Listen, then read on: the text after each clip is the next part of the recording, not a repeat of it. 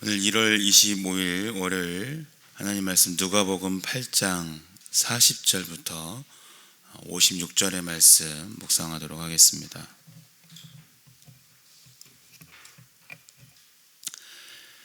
예수께서 돌아오심에 무리가 환영하니 이는 다 기다렸음이러라. 이에 회당장인 야이로라 하는 사람이 와서 예수의 발 아래 엎드려 자기 집에 오시기를 간구하니 이는 자기에게 12살 된 외딸이 있어 죽어가미러라. 예수께서 가실 때에 무리가 밀려들더라. 이에 12해를 혈루증으로 앓는 중에 아무에게도 고침을 받지 못하던 여자가 예수의 뒤로 와서 그의 옷가에 손을 대니 혈루증이 즉시 그쳤더라. 예수께서 이르시되 내게 손을 댄 자가 누구냐 하시니 다 아니라 할 때 베드로가 이르되 주여 무리가 밀려들어 미나이다. 예수께서 이르시되 내게 손을 댄 자가 있도다. 이는 내게서 능력이 나간 줄 알미로다 하신대. 여자가 스스로 숨기지 못할 줄 알고 떨며 나와 엎드려 그 손댄 이유와 곧 나은 것을 모든 사람 앞에 말하니 예수께서 이르시되 딸아 내 믿음이 너를 구원하였으니 평안히 가라 하시더라. 아직 말씀하실 때 회당장의 집에서 사람이 와서 말하되 당신의 딸이 죽었나이다. 선생님을 더 괴롭게 하지 마소서 하거늘 예수께서 들으시고 이르시되 두려워하지 말고 믿기만 하라. 그리하면 딸이 구원을 얻으리라 하시고 그 집에 이르러 베드로와 요한과 야고보와 아이의 부모 외에는 함께 들어가기를 허락하지 아니하신다. 모든 사람이 아이를 위하여 울며 통곡하매 예수께서 이르시되 울지 말라. 죽은 것이 아니라 잔다 하시니 그들이 그 죽은 것을 아는 고로 비웃더라.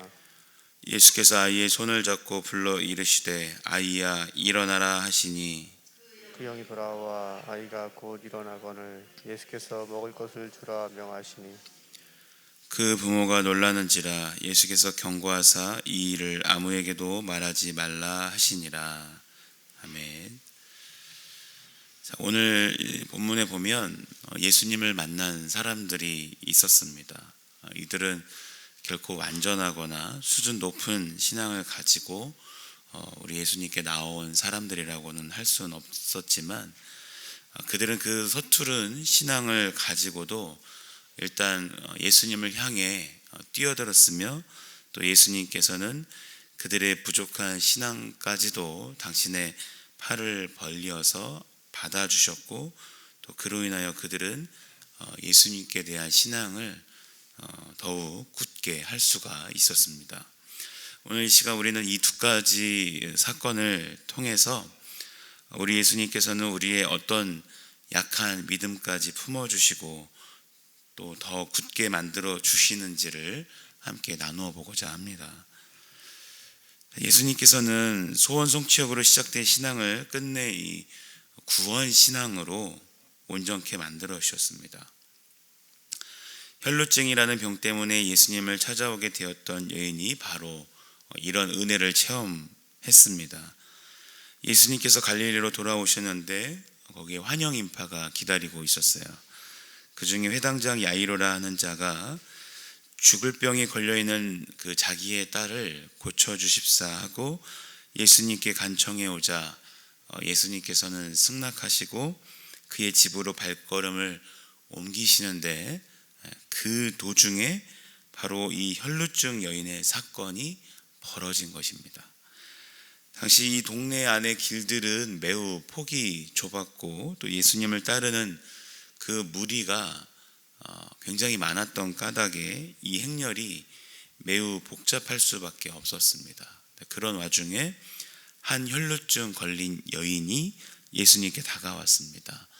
혈루증은 그 당시 불결한 병으로 지정되어 있었고 또 평소에도 다른 사람들과의 접촉을 피해야 했기 때문에 그녀가 그 병에 걸려 있던 12해 동안의 생이란 어떻게 보면 참으로 고통스럽고 또 고독했던 것이었음에 틀림 없었습니다.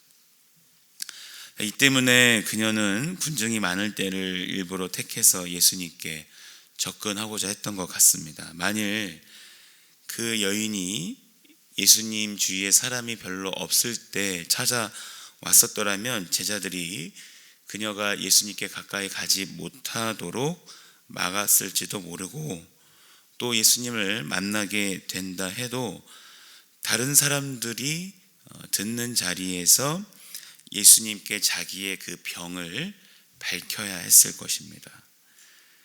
그 여인은 그런 창피당할 위협을 감수하는 것보다는 차라리 예수님을 남모르게 접촉하려 했던 것 같습니다. 자, 그처럼 그녀가 군중들 틈에 섞여서 예수님께로 접근하여 예수님의 옷자락을 이렇게 만진 순간 어떻게 됐을까요? 그 병이 깨끗하게 낫게 되었습니다. 바로 그때 예수님께서는 내게 손을 댄 자가 누구냐 하고 물으셨습니다.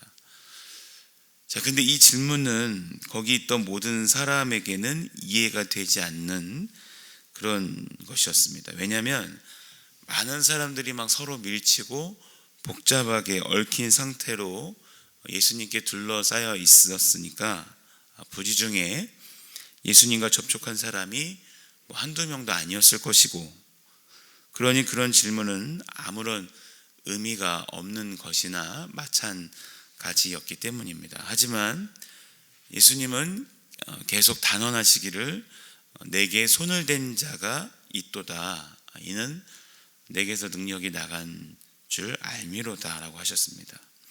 이 말은 예수님 자신의 의사에 관계없이 그냥 어떤 마술적인 능력이 예수님의 몸으로부터 옷을 타고 그녀의 손가락으로 전해져서 넘어갔다라는 그런 뜻은 아닙니다. 분명히 예수님께서는 그 여인이 당신의 그 옷가에 손을 댈 때까지의 전 과정을 완전히 의식하고 계셨고, 또한 그녀의 병이 낫도록 의도적으로 역사하셨음에 틀림없다라는 것입니다. 자, 그럼에도 불구하고 예수님께서 여기서 이처럼 물어보시는 의도는 그 여인으로 하여금 사람들 앞에서 당신을 나타내고 또 증거하게 만드시려는 것이었습니다. 왜냐하면 그것이 그녀의 신앙을 온전하게 만들기 위해서 꼭 필요했었기 때문이었습니다. 예수님께서 내 능력이 나간 줄 내가 안다, 누군가 내게 손을 대었다라고 이렇게 공언하시자 그 여인은 더 이상 자신의 그 행위를 숨길 수 없게 되었습니다. 그래서 그녀는 스스로 그 숨기지 못할 줄을 알고 떨면서 나와서 엎드려서 그 손댄 이유와 또 곧 난 것을 모든 사람 앞에서 이렇게 선언하게 되었습니다. 원래 계획했던 바와는 달리 그녀는 자기에게 생긴 일들을 공식적으로 사람들 앞에 고백하고 간증하게 되었던 것이죠. 그리고 이것이 바로 예수님이 의도하였던 바라는 것입니다. 자, 그런 후에 예수님께서는 따라 내 믿음이 너를 구원하였으니 평안히 가라, 그렇게 말씀해 주십니다. 그 여인의 믿음이란 원래는 지극히 단순하고도 어떻게 보면 유치한 것이죠. 예수님의 옷가락을 이렇게 만지면 자기 병이 나을 수 있을 것이라는 것이 그 전부였으니 어쩌면 좀 미신적이라는 말도 들을 법한 일이었습니다. 무엇보다도 그 믿음은 오로지 자기 개인 성취에만, 개인 소원 성취에만 철저히 입각한 것으로 예수님과의 인격적인 만남이나 사람 앞에서의 공식적인 고백 따위는 아예 들어갈 자리가 없는 그런 믿음이었다라는 것이죠. 하지만 예수님께서는 이런 여인을 가리켜서 끝내 네 믿음이 너를 구원하였다라고 선포해 주셨습니다. 그러니까 다른 것은 몰라도 그녀가 처음부터 예수님의 능력을 믿고 찾아왔었다라는 그 한 가지만은 분명했기 때문이었습니다. 그리고 그녀가 예수님의 의도적인 그 유도 질문을 받고 사람들 앞에서 자기가 예수님께로부터 병고침을 받게 된 것을 고백하고 또 간증하게 되었을 때 그녀의 신앙은 이 초보의 단계에서 벗어나서 구원 신앙이라는 최고의 단계까지 이르게 되었다라는 것입니다. 오직 자신의 소원 성취 또 혹은 문제 해결 이런 것들만이 동기가 되어서 신앙생활을 시작하게 되는 것은 오늘날에도 아주 흔하게 우리가 볼 수 있는 것입니다. 어쩌면 사람들이 이 교회에 발을 들여놓게 되는 동기 중에 첫째일지도 모르겠습니다. 그런데 여러분, 중요한 것은 그렇게 시작했다 할지라도 그런 소원이 오직 예수 그리스도를 통하여서는 확실히 성취될 것을 믿는 것입니다. 그러니까 소원을 잔뜩 안고 막연한 희망만 품고 교회 다니는 것과 예수님이야말로 그런 자신의 소원이나 문제를 분명히 해결해 주실 수 있는 분이심을 확실히 믿는 신앙생활에 온 몸을 내던지면서 뛰어드는 것과는 사실 엄청난 차이가 있기 때문입니다. 그리고 비록 개인적인 소원이나 문제를 통해서라도 우리가 일단 그처럼 예수님을 전적으로 신뢰하게 되기만 하면 예수님께서는 그 어린 신앙조차도 받아주시고 결국에 가서는 바로 그 믿음을 통해서 완전한 구원에까지 이르도록 만들어주시는 분이 바로 우리 주님이라는 것입니다. 그런 주님의 인도하심을 받게 될 때 우리는 자기 욕심만을 채우려고 시작했던 신앙생활이 하나님께 진정으로 감사할 줄 알게 되는 신앙으로 자라게 됩니다. 자, 그러므로 그 어떤 동기로 교회에 다니기 시작했을지라도 반드시 이 예수님과 직접 영적으로 접촉함으로써 예수 믿으면 복 받는다로 시작된 이 어린아이와 같은 신앙도 예수 믿으면 구원 얻는다는 완전한 신앙으로 성장시켜 주시는 그 주님의 은혜를 꼭 체험한 우리 성도님들 되시기를 간절히 바랍니다. 예수님께서는 이제 두려움으로 흔들리는 신앙까지도 그 부활 신앙으로 완성시켜 주셨습니다. 본문 49절 이하 56절에 다시 회당장 야이로의 사건이 이어지고 있습니다. 아까 40절과 41절의 말씀을 다시 보면 회당장인 야이로라 하는 사람이 예수님을 찾아왔다고 했습니다. 회당장이란 당시 유대인들이 안식일에 예배드리기 위해 모였던 회당을 관리하고 감독했던 사람인데요, 당시 유대 사회에서 고귀하고도 유력한 직책이었습니다. 근데 이 야이로도 지금 죽을 병에 걸려 있는 딸을 고쳐달라는 간절한 소원을 가지고 예수님을 찾아왔지만, 근데 그 방법은 아까의 그 혈루증 걸린 여인과는 아주 판이하게 달랐습니다. 41절에 보면 그는 아예 처음부터 예수의 발 앞에 엎드려서 자기 집에 오셔서 딸의 병을 고쳐 주십사 간청했습니다. 몰래 와서 살짝 고침받고 또 소리 없이 사라지려 했던 그 여인과는 정반대의 모습입니다.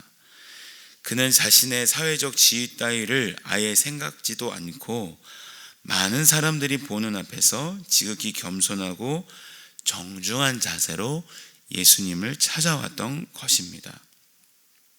그리고 예수님께서 길 가시던 도중에 혈루증 환자 여인을 막 고쳐 주셨을 때 그 회당장의 집에서 전갈이 왔습니다. 누가 이 전갈을 그 집에서 보내왔는지는 확실치 않지만 어쨌든 이 말 속에는 그 예수님의 능력에 대한 과소평가가 포함되어 있음은 분명합니다. 예수님의 능력이 병 치료까지는 효과가 있지만 이 죽은 사람에게까지는 미치지 못한다라는 생각이 확연히 깔려 있는 것입니다. 즉 당신의 딸이 죽었나이다. 선생을 더 괴롭게 마옵소서라는 이 말 속에는 꽤 정중한 예의와 함께 예수님의 능력에 대한 불신이 같이 있었다라는 것이에요. 근데 그 전가를 들은 순간 회당장 야이로의 심정이 어떠했는지는 사실 본문에는 정확히 나타나 있지 않습니다. 하지만 예수님께서 그 순간 즉시 두려워 말고 믿기만 하라, 그리하면 딸이 구원을 얻으리라고 그에게 말씀하신 것을 보면 야이로 역시 그 전가를 보낸 가족과 별 다름없는 생각을 가졌음에 틀림없습니다. 야이로와 그의 가족들은 이처럼 예수님을 대하는 태도에 있어서는 처음부터 내내 정중하고 또 어떤 사려 깊은 예의를 다 갖추었지만 그 예수님의 능력을 믿는 수준에 있어서는 한계를 드러내면서 이 두려움에 빠지게 되었던 것이었습니다. 바로 그 때문에 예수님께서는 그 순간 즉시 야이로에게 두려워 말고 믿기만 하라, 그렇게 일깨워 주셨습니다. 예수님께서 자기 딸의 병을 고쳐 주실 수 있을 것이라는 그 야이로의 믿음은 마치 이제 걸음마를 시작한 것 같은 믿음이었습니다. 하지만 그것이 지금 막 죽어버린 그 딸 앞에서 완전히 사라져 버리려 하던 바로 그 위태로운 순간에 예수님께서는 두려워 말고 믿기만 하라, 그렇게 그의 믿음이 파손당하지 않도록 붙들어 주셨던 것입니다. 그리고는 거기 있던 울던 사람들에게는 울지 말라, 뭐라고 하셨죠? 그 다음에 죽은 것이 아니라 잔다 말씀하셨습니다. 아까 누가 내 옷에 손을 대었느냐는 말씀이 사람들을 어리둥절하게 했던 것처럼 이 말씀 역시 주위의 사람들이 이해할 수 없게 하셨고, 또 아이가 이미 죽은 것을 잘 알고 있었던 그들은 그래서 예수님을 비웃었던 것입니다. 하지만 예수님께서는 그들을 개의치 않으시고 그 아이의 방에 들어가서 손을 잡으신 후에 아이야 일어나라, 달리다굼, 그녀를 부르셨습니다. 그러자 그 아이는 즉시 살아났고, 그래서 예수님께서는 제일 먼저 그 아이에게 먹을 것을 주라고 그 부모에게 말씀하심으로써 예수님은 또 사려 깊고도 자상하신 성품을 보여주셨습니다. 원래 회당장 야이로의 믿음은 이런 엄청난 일을 예상하거나 기대한 믿음은 결코 아니었을 것입니다. 하지만 그가 일단 예수님의 발 앞에 엎드렸을 때 그 다음의 과정은 전적으로 예수님께서 이끌어 주셨습니다. 특히 이 딸의 병이 동기가 되어 시작되었던 그의 믿음이 딸의 죽음이라는 더 큰 시험 앞에서 결정적인 그 위기를 맞이하게 되었을 때 바로 예수님께서 그의 신앙이 거기에서 넘어지지 않고 오히려 당신의 절대적인 능력까지 믿을 수 있도록 이끌어 주셨습니다. 그래서 그의 위태로웠던 믿음은 결국에 가서는 죽었던 딸이 다시 살아나게 됨을 목도하는 부활 신앙으로 완성되었다라는 것입니다.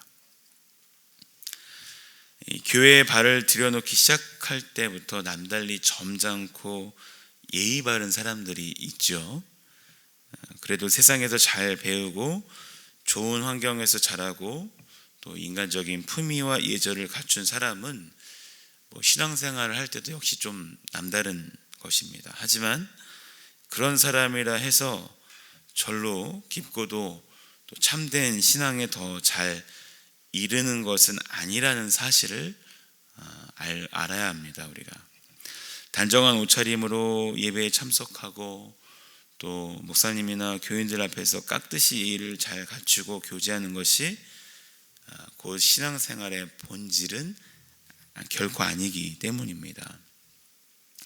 오히려 그처럼 사람 좋은 사람, 또 사람에게 인정받는 사람일수록 그 사실이 오히려 자기도 모르는 영적 방심이나 교만이 되어서 바른 신앙을 갖지 못하는 경우가 허다합니다. 왜냐하면 소위 법 없이도 살 수 있다는 평판을 듣는 사람은 자신이 하나님 앞에서 죄인이라는 사실을 절실히 깨닫고 예수 그리스도의 십자가 그 대속의 공로만을 전적으로 이렇게 의지하는 것이 더 어렵기 때문입니다. 그러므로 우리는 그런 세상에서의 신분이나 체면 따위는 적어도 예수님 앞에서는 완전히 그냥 다 내려놓고 그것들 잊어버리고 그저 그분의 발 아래에 단순하게 엎드릴 줄 알아야 됩니다. 그처럼 일단 예수님 앞에 자신을 완전히 내던져 놓기만 하면 나머지는 그 주님께서 지극히 세심하고도 자상하게 이끌어 주실 줄 믿습니다.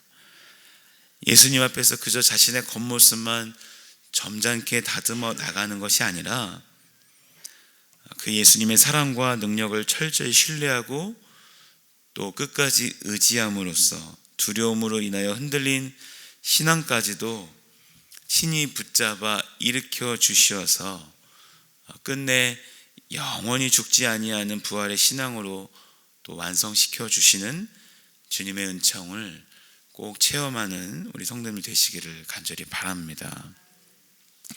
사랑하는 성도 여러분, 오늘 혈루증 걸린 여인과 또 이 회당장 야이로, 이 두 사람은 원래 모든 것들이 너무나 대조적이었습니다. 여자와 남자, 또 한쪽은 사회적으로 형편없는 존재인데다가 사회적으로 멸시받는 그런 병까지 걸려 있었고, 한쪽은 또 상류인 사요 어느 모로 보나 나무랄 데 없는 사람이었습니다. 그러니 이 두 사람이 예수님 앞으로 나왔던 모습 역시 지극히 대조적이었다라는 것은 어쩌면 당연한 일인지도 모르겠습니다. 하지만 이 두 사람에게는 매우 중요한 공통점이 하나 있었습니다. 그것은 바로 그들이 예수님 앞에 자기 몸을 또 자기 마음을 자기 인생을 완전히 내던졌다라는 것입니다. 두 사람 다 성숙한 신앙이라고 불리기에는 아직 너무나도 어린, 마치 이제 걸음마를 시작한 어린아이와 같은 수준의 신앙을 가지고 예수님을 찾아왔지만, 예수님께서는 그처럼 설익은 신앙을 가지고 그 예수님 당신의 품에 풍덩 뛰어 들어온 그들을 결코 마다하지 않으셨다라는 것입니다. 두 손을 활짝 벌리시면서 안전하게 그들을 받아주셨을 뿐만 아니라 그들이 처음에 기대했던 것보다 훨씬 더 깊게 당신의 품에 완전히 안아주셨다라는 것입니다. 교회 다니면 내 자녀 교육이 좋겠지, 예수를 믿으면 내 사업이 잘 되겠지, 성경 공부하고 기도하면 부부 화목에 도움이 되겠지 라는 그런 마음으로라도 일단 예수님께 찾아오는 것이 중요합니다. 누가 내 옷에 손을 대었느냐라고, 오늘도 바로 그런 교인들 중에서 당신과 직접적인 영적 접촉을 한 성도들을 예수님께서는 친히 주님 그 당신 쪽으로 더욱 가까이 끌어당겨 주시기 때문입니다. 그리하여 처음에는 예수 믿는 것을 부끄러워하던 사람을 오히려 만천하에 그 이름을 증거하게 되는 구원의 확신을 가진 신자로 만드시는 그분이 바로 우리 주님이신 줄 믿습니다. 실로 우리 예수님은 주여 내가 믿나이다, 나의 믿음 없는 것을 도와주소서라는 기도까지 그렇게 진짜로 들어주시는 놀라운 구세주이십니다. 그저 믿기만 하라고 하시는 이런 예수님의 품 안에 자신을 완전히 내던짐으로써 우리의 약하고 또 불안하고 믿음도 약하지만 더욱더 그 불안한 믿음도 강하게 또 온전케 해주시는 이 믿음의 주께서 친히 이끌어 주시는 구원의 확신과 또 영생의 부활의 축복을 오늘 이 하루도 앞으로의 인생 가운데서 또 누리시는 우리 귀한 성도님들 되시기를 주님의 이름으로 간절히 축원합니다.